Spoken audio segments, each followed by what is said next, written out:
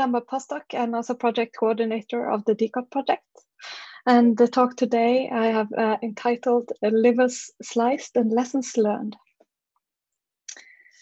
So let's see if I can, So ocean pollution is, as many of you know, a major threat to marine wildlife, including the Atlantic cod. So the cod is an important fish species in the North Atlantic ecosystem and represents the largest contribution in Norway's fishery export. The aim of the DCOT project is to study the cod's adaptation to and responses to environmental stresses through a systems toxicology approach.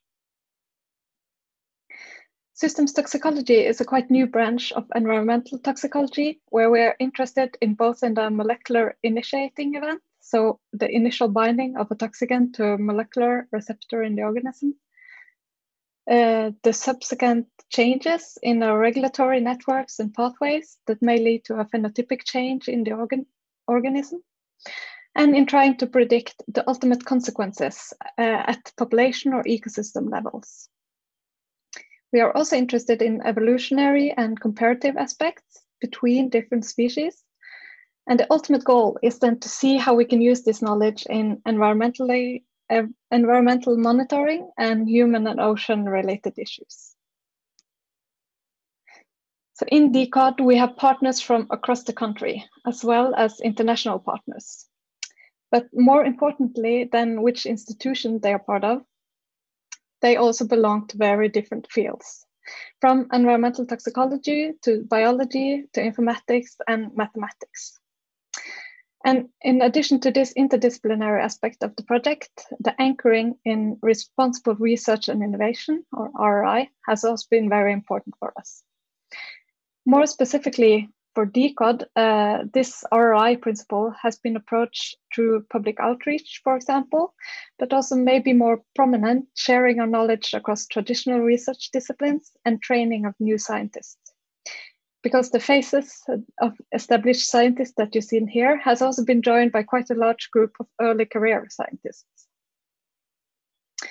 In fact, 5 postdocs, such as myself, 7 PhD fellows, and all of 22 master students have contributed to the project. And speaking for myself, I have found working in this interdisciplinary project a very valuable experience. And it's promising also to see that the students that now have finished their contract have a new and relevant positions, both in academia and in other sectors.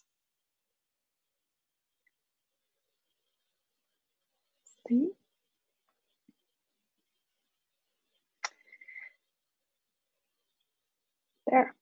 So one of the interesting aspects of DCOT is that we performed research at many different levels.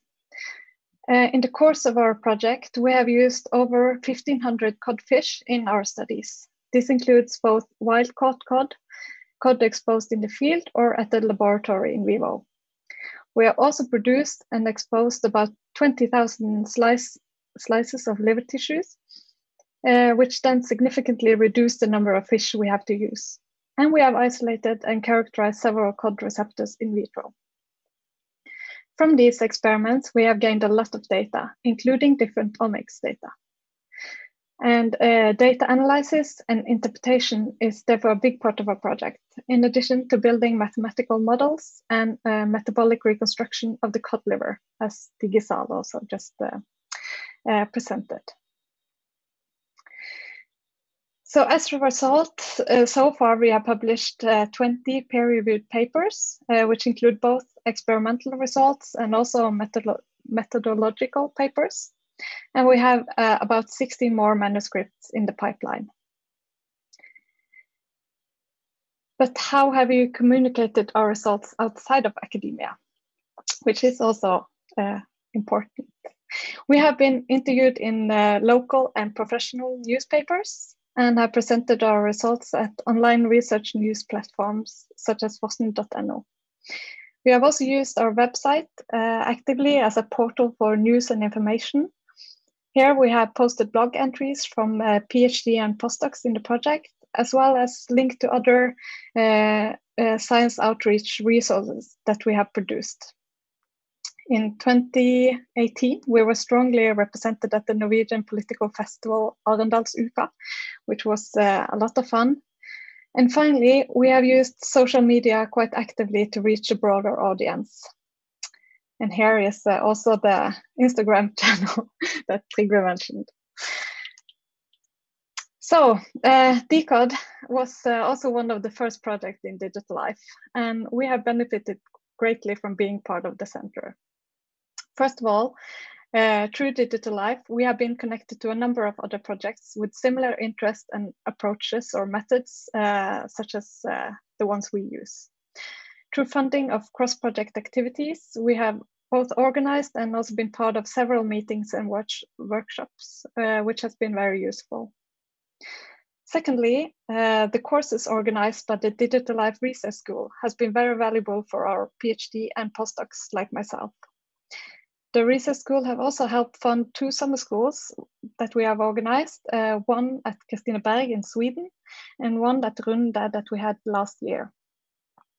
And finally, one of our PhD students have also had the opportunity to try the industry internship, which is a very nice initiative to connect students and industry. And finally, Digital Life has offered training and advice in data management issues, and I've also funded extra resources for this in our project. But what is maybe more interesting for many than what we have accomplished is what we have learned during the course of DCOD. So the first thing is that it takes time to create a shared language in an interdisciplinary project. If a group of people think of these different things here when hearing the word model, they will find it quite hard to work together in building one. So in DCOD, we have therefore spent a lot of time and resources in getting to know each other and talk about our research. Secondly, it's also important to synchronize data generation and data analysis. So in the ideal world, you would like this process to move effortlessly from experiment planning to having a lot of data to work on. However, sometimes the reality, this can take a bit more time.